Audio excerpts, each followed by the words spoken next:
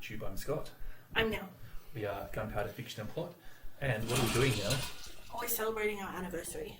It's not today, it's tomorrow. But they gave us free champagne at the hotel we booked. yeah. Go away to. I DNF'd today. That went bang. That did go bang.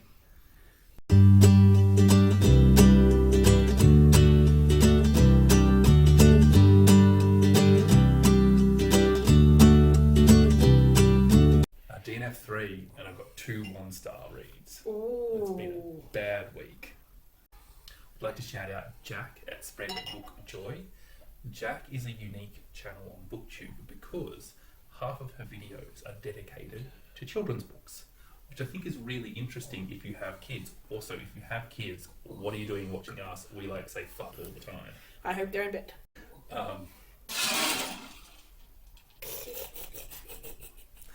Happy anniversary. Mm-hmm. And then the other half of her videos are about tag videos and all sorts of other interesting stuff. But she doesn't just read children's books, is what I want to say. She reads a diverse range of books. I found a website that's taking bets on the Women's Prize for Fiction. And if you want to make some money and you don't think that Brit Bennett's A Vanishing Half is going to win, And don't bet on anyone else because the odds are ridiculous. I'm just saying, I think Brit Bennett's very short odds, and I don't think that's happening. And if you're interested in the Women's Prize and you haven't watched Scott's video about it, and still watching this, and go watch that and tell him how good he is. I finished the Subtweet by Vivek, Shraya. This is a book that is set in the music industry in Canada. It follows these 2 women who are young brown women creating music for the first time. And one of these women is more successful than the other one, but then the other one covers her and overtakes her success. And this sort of breaks down their relationship and how their relationship is affected by social media and their insecurities that go around, and things like, getting read receipts for messages and not getting replies, and reading messages when they come up on your preview but not going in to look at them so that other people can see that you've read them and stuff. And it's a great look at the insecurity that young artists feel in the industry. I thought it was wonderful and interesting, and I cared about what would happen. It is a little bit along the lines of the millennial fiction stuff that some people don't like, but I like that sort of stuff. So I really enjoyed that. The other book that I really enjoyed was a reread for me, so I knew I was going to enjoy it. It's a book club book. It's The Vegetarian by Kang. That's the book I finished this week. That's the book you finished this week? Yep. If you haven't read The Vegetarian, I think it's probably a divisive book, to be honest. Yeah. It's a really good conversation starter book. I don't know. Really Scott's saying he enjoyed it. I don't know that enjoy is quite the right descriptor. And I'm really pleased. This is one of those books that makes me really chuffed that I don't rate books, because I can't actually decide how I feel about it. And I'm kind of okay sitting with that sort of ambivalence. Part of your brain going 5 stars, 3 stars, My brain doesn't talk in stars because I don't rate books. Yeah, but if it did, it would be, No, part of my brain is really like the way it did this, and this was interesting, but I don't actually have to decide whether the outcome was a positive or a negative thing for me. I don't have to make that decision because I don't rate the book, and I'm glad, because I think that this is one of those examples of a book that is more than one thing, and it's a complex discussion, and your reaction to it should not be reducible to a digit. Yeah, I do see what you're saying. To simplify your rating down to one of 5 different numbers is dumb. Yeah. Yeah, it's simplifying it to the point of not being true wrong anymore. Yeah. At times. I think this is a fantastic book for our book club because it will stimulate much more conversation than other books. It tackles questions of mental health, of feminism, of bodily autonomy, of the patriarchy, of of rape even, and like it's just so messy in such a good way, I thought. Yes. I think it was very interesting, and I think that some bits were done better than others. I think that it's split into 3 parts and it's from 3 different perspectives, and I think the distinctiveness of the first and the second voice was really clear, and then the third voice just kind of blended into the second voice a little bit. It wasn't as distinct for me. I thought it was really important that we had the third voice. I see, yes, I agree with you, but I don't think it was as distinct. I don't think... Oh, you don't think it was written as well as the first two? Yeah, I don't think that there was like a really almost jarring change between the first part and the second part, and the change of voice. And when you moved into the third part, it was much less so. And I guess because the voice of part 2 is the husband of the voice of part 3, I wonder if that's actually trying to say something about how the woman's voice is subjugated to the man's, or if it's just poor execution. I think that the first voice is so distinct because he's such an asshole. The second voice is definitely still a problematic. He is character. Such an asshole. He's an like not. But he at least thinks he's sympathetic, whereas I don't think the first character can even pretend that he thinks he's a good guy. Yeah.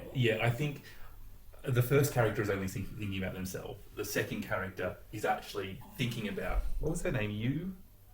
I don't know, but is thinking about our protagonist, but in not a nice way. But you know, I'm sure if you ask him, he believes he was nice. I don't think so. I think there was lots of shame there, and correctly so. Yeah, and actually if you ask the first guy, I believe he was nice too. But I think this demonstrates that it's a good conversation starter book without going down the rabbit hole and discussing this. I think we're going to have our book club discussion, and then I think we might have to do a single book review of this one, The Prettiest Star by Carter Sickel. So Carter is a trans man, and he wrote a book about a young man who has AIDS in the 80s, who was coming home to live with his parents to die. His parents had some quite complex to bigoted feelings about his homosexuality, really. And what was really interesting about this, I personally found this a little bit simple and saccharine, but actually I keep thinking about it, and I suspect that it's one of these ones that will get better in my head. The characters in this were really interesting because you could never bring yourself to like his mother, because his mother disapproved of his homosexuality, but that didn't prevent her from loving him, right? And it was such a complex web. And then the father, who did love the son, but the homosexuality of the son got in the way of the father expressing that and their relationship, and it was just a horrible relationship between father and the son because the father could not get past his son being gay. And then the relationship between the mother and the father, and how that affected the relationship between the mother and the son. It was very complex, and it allowed you to see things from the point of view of this woman who, I didn't agree with her opinions and thinkings, but it was such an interesting character portrait, and it was very nuanced to have this mother who essentially, above everything else, loved her son and was doing a lot of all the right things, but still didn't quite get it. And I don't know if we're going to agree on this book, but okay. But what I'm really saying is the mother was such a morally complex character, and you can see the things pulling her in different directions, and I thought that was really interesting. I thought you could also see what the father was doing and how the father capitulated, and how he capitulated to society and not to his wife and his son. And then the daughter, or the sister rather, was just a lovely character. I really liked the sister who didn't judge her brother for being gay, just judged her brother for being a brother, you know? Yeah. I think that a lot of people will love this book, is what I really want to say. I think that this is going to be a very popular book. I think it's going to be very well done. Whether this book is exceptional, I don't think it quite got exceptional, but I think it is very good, and I think that everybody should go out and read it. And I suspect that my experience will be the worst possible experience you can have, which is it was a good book, but I would have liked it had done a little bit differently, you know? Alright, I'm going to talk about one more book that I found a bit, I don't know whether I liked this book or didn't like this book before I get into the terrible ones. The Hole by Hye-Young. He's a South Korean novel, author rather. The premise of this was just delicious. This is the story of a man who wakes up from a coma, having killed his wife, having his parents who had died in his childhood, and that means that his next of kin is his mother-in-law. And she is his carer after he is responsible for killing her daughter. And I thought this is... Is it a spoiler to ask, did he kill her in like a car accident, or did he murder her? It was a car accident. It was a car accident. He wakes up from a coma after the car accident. Yeah, okay. Right. Well, there's a big difference between he killed her daughter in a car accident and he, like, stabbed her in the face. Absolutely. And I thought that the car accident allowed you the moral ambiguity to have really messy emotions, and this to be a wonderful novel about relationships between characters, and I thought it was going to be horrible and messy and I would love it, and it was not that book.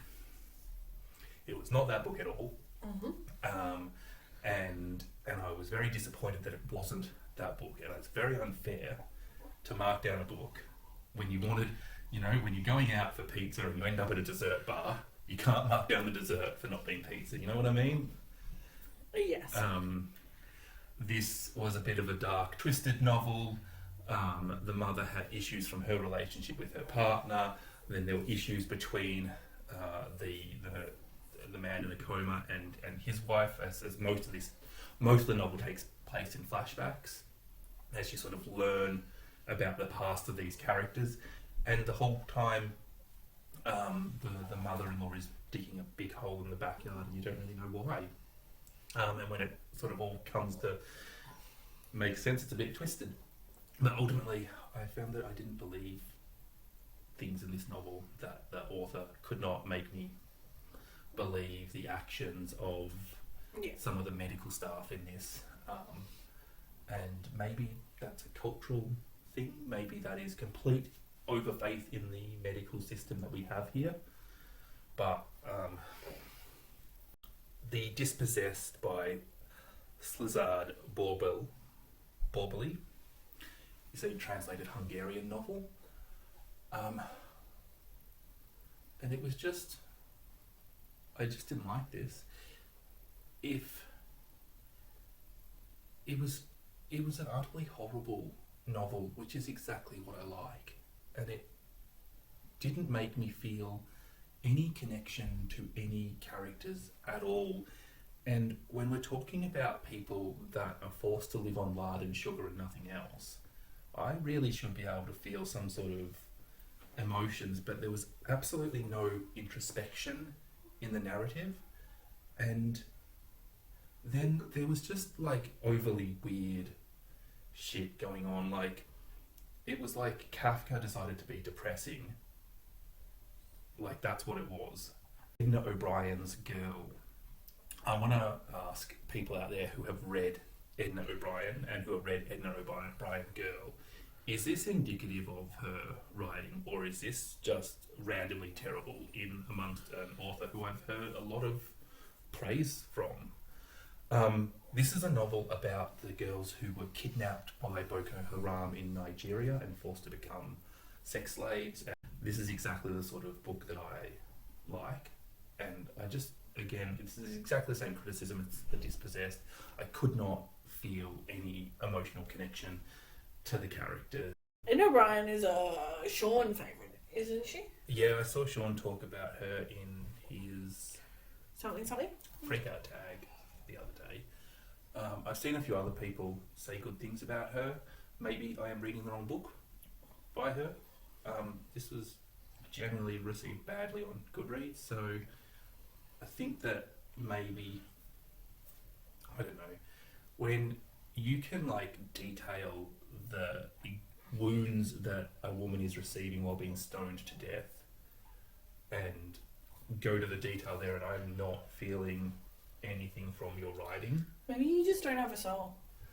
Maybe it was so clinical, and it just Seems to be a theme this week though, that like they're describing horrific two books in a things. row, yeah. And you have no soul. So is it the authors? I finished The Vegetarian and I really liked that. Yeah, you liked it. I mean, Clearly has no soul.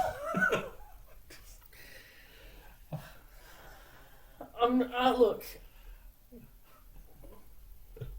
I can't win, can I? I can't win. I think one of the things that I think we both find a little bit weird is that we both like books that discuss horrible things, particularly me. And when you like say, ooh, that sounds like a me book, and somebody's like, oh yeah, there's just, like torture and homicide in this book. And you're like, yes, sounds good.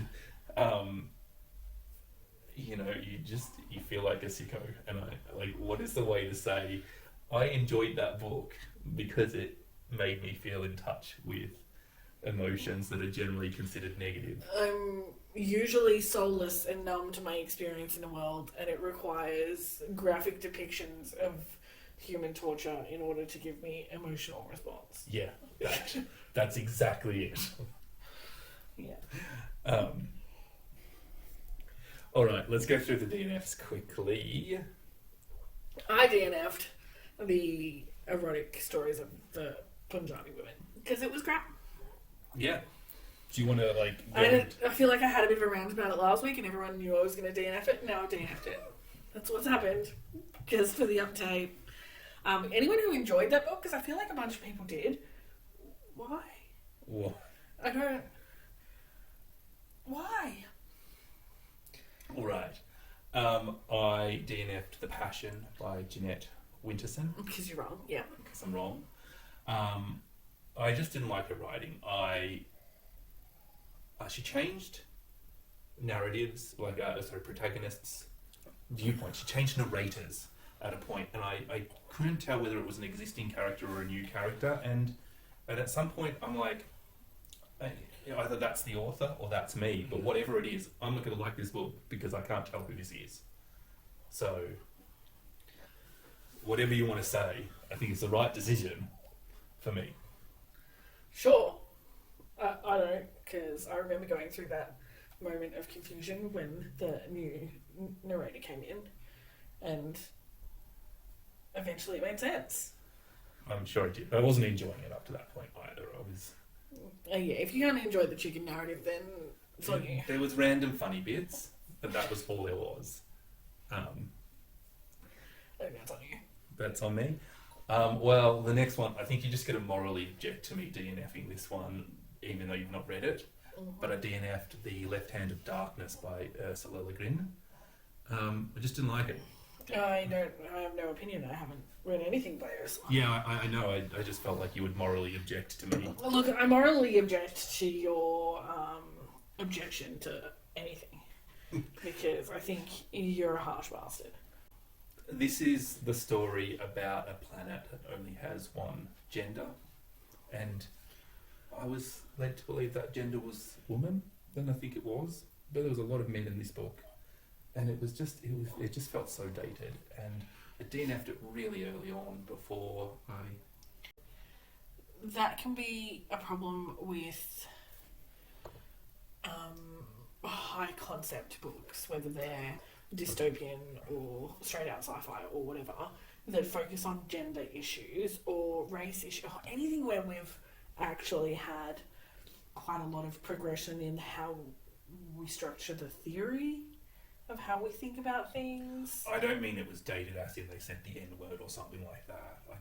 I found it sounded, you know when you watch a movie and you go, oh, this movie really feels like it was made in the 60s? Like, it just... Yeah, I get what you're saying. Yeah.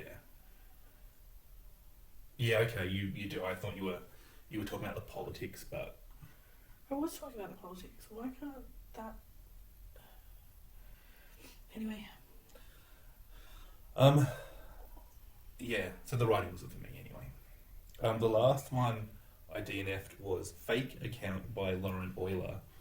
This is the book about a woman who finds out that her boyfriend is secretly part of some like alt-right internet conspiracy group where he's making memes and spreading conspiracy theories and stuff, and how she deals with that, right? And it was all that and less. Oh. Yeah. It was, I think, one of the worst books that I have ever picked up. It was utterly terrible. Are you in the middle of reading anything? I have started Nana by Zola. I'm looking forward to this. You know, every now and then you see a classic and you're like, how have I not read that yet? Zola, if you haven't read Zola, you must. Zola invented a form of writing like realism, where he's so good at just so dumb.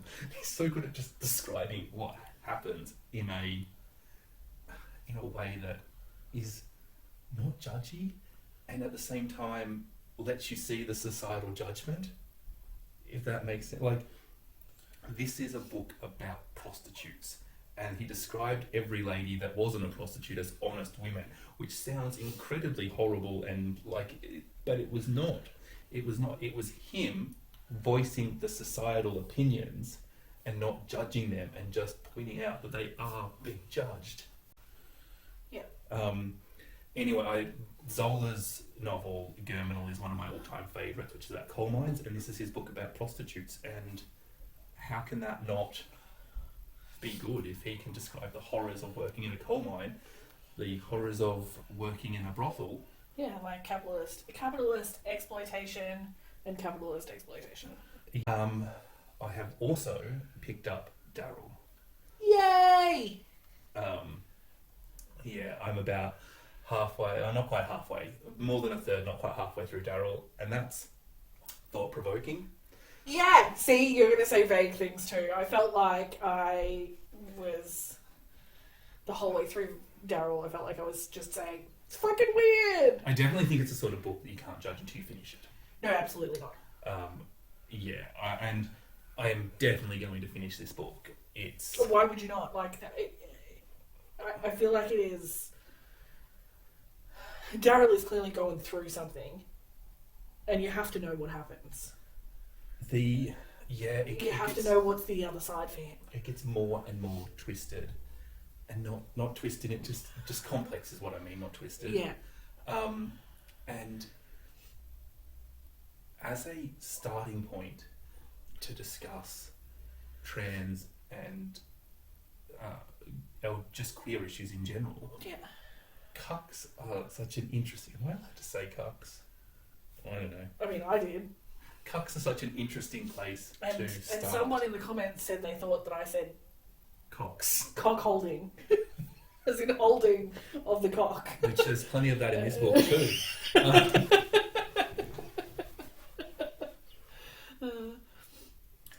I think that it's such an interesting description of what Darryl gets out of sex when he's not actually having it, and he still gets some sort of experience out of this, and then the way he's interacting with people and thinking about their sex lives and what he would like them to do and stuff, and not always to him, in fact, mostly not to him, is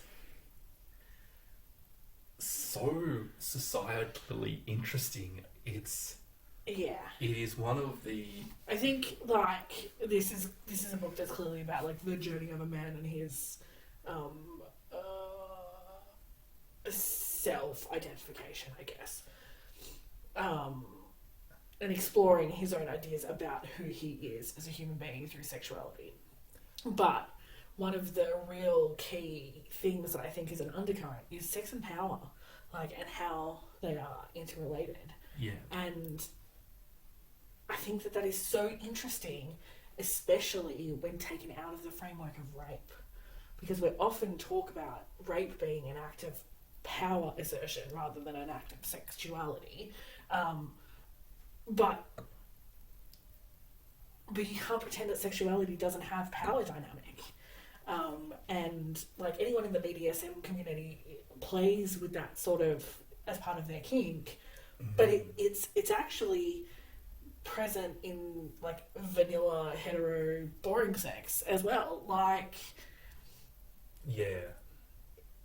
I thought it was really interesting undercurrent. I just think that, you know, when somebody tells you what a book is about and you pick it up and you read it, often you sort of know what the book is going to do because... But this... Legitimately, if you pick what happens on the last page, I don't know what I'll do, but it will probably involve eating a hat. What's happened on the last page? I don't know what's happening on the next page. I just marvel at Jackie S's vision that they were able to create this book. She's done it. It's just like... And as a cis person, the peer in... Like, a cis straight person, the peer into a queer brain and the system of... Just like... The unclarity. The lack of clarity. Because it's really simple for me if you're a homosexual or a cuck or a trans woman or a whatever the fuck you are, because you tell me. But the process of sort of defining yourself and how that fits in the world and the political ramifications and the social ramifications, like, do you know what I mean? Like, this opened a lot of cans of worms for me. Really enjoyed the little conversation I just read about activism here, where Darryl said, "What about LGBTC being for cuck?" And he's like, "But that'll never happen because we're not going to, we're not going to stand up for ourselves because that's not the point." So we're never going to be activists. Oh, which is kind of cute. It is, but I think the societal implication of that, it's actually really interesting to point out that we're all kind of a bit of cucks in that. I don't fuck other people in front of my husband. Just as he's coming out as a cuck. Oh, no, I'm just... You were just making a statement that was much more about me than it was about you there. I know, you make me go to the other room so I can't watch.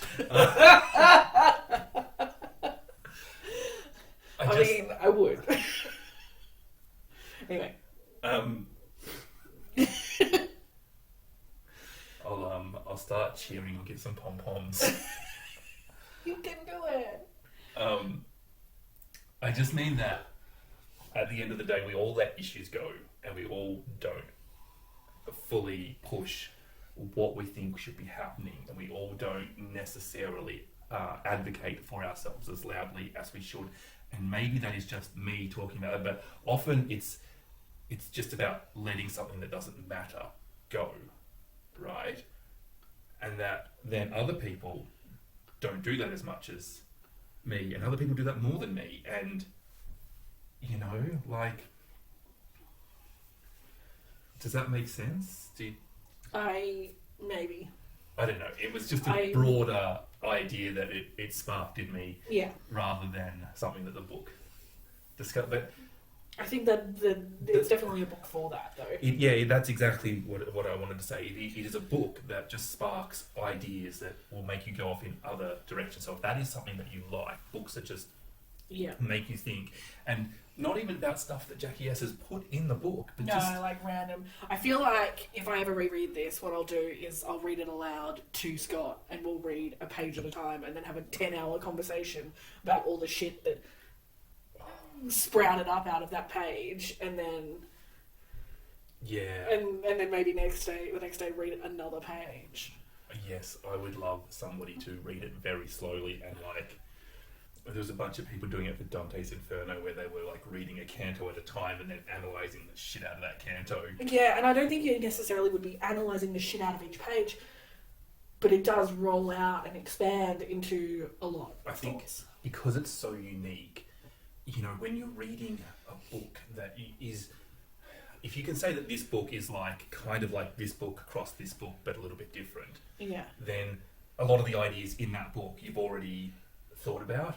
You know, if I'm reading a book that is talking about racism, I've read books about racism before. So what it's doing is it's either building on my existing ideas, or it is describing the ideas I already have and hopefully doing that in a better and more beautiful way than before. But this book is giving me completely new and original things to think about, which is groundbreaking. I think it is a statement of where we're at, and not necessarily where this, like... That is a very personal statement. Yeah. If you're a cuck, then this might not be so interesting. But I think it would be. I really think it would be. I also think the only other book that I can think of that so effectively captures the inner monologue of a person is a book that I hate because I hate that person. Oh, you're talking about Catcher in the Rye. Yeah, I'm talking about Catcher in the Rye. But the immersion of this into Darryl's internal life is a feat. It's incredible. I'm just getting lots of emails about how cheap shoes are, so let's hurry this up. Yeah.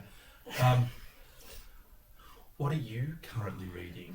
I've started Detransition, baby. I'm still reading everything else I was already reading. We're on the trans rep this week. That's 4 authors who are trans this week. Yeah, awesome. That's more than the number of trans authors I read all last year. I mean, that's terrifying, but also awesome. I am not super far into it, but it is so easy to read, and I have a suspicion that I'm going to read it and drink while you edit this video. I like it so far. Everyone else who I know who has read it has raved about it being eye-opening as far as the trans perspective, but everyone I know didn't read Darryl immediately before it. So I'm interested to see if I still feel it's as revolutionary, or if after Darryl it's going to be not quite as eye-opening. I'm not sure. I imagine it talks about different things. I think it'd be different enough from the amount of Darryl I've read. Yeah. But I don't know. So I'm enjoying that little exploration. Yeah. We're still making slow progress with my cousin Rachel. Yeah. I have been on a bit of a, specifically audiobook slump. I didn't like the erotic stories for Punjabi widows. It just... And every night when I've gotten in the car, or every morning when I've gotten in the car to go to work, I've put on the radio instead of an audiobook, and I can't quite get out of that slump. So I've given Scott the power to choose my next audiobook, which will hopefully get me back in the swing. I've already picked a book. It is potentially my favourite book of the year so far that I have picked. Ooh. So I can tell them. You can. I've picked Sayaka Murata's Earthling. So I'm going to try to audiobook that when you go back to work. It's simple enough in its language and complex enough in its ideas, and it's kind of cute in a way that is not acceptable.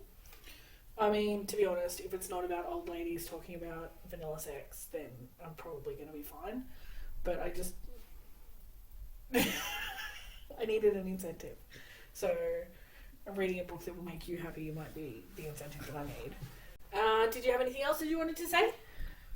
I think that's it. There's a lot going on, isn't there? There is. We're at a hotel in the sort of back end of the Mornington Peninsula, and we're going to go winery hopping tomorrow. And today we went to an olive farm. Yeah. And we ate some olives, and they were delicious. But if you want to see some photos of our anniversary holiday, then follow us on Instagram, because I'll post on there. Ooh. Yeah. We're going to be active on Instagram. This week. Fun stuff. And if you want to see Brittany in a beanie. Well, that's already there. Yeah. Okay, we done? We're done. Bye. Love you, bye.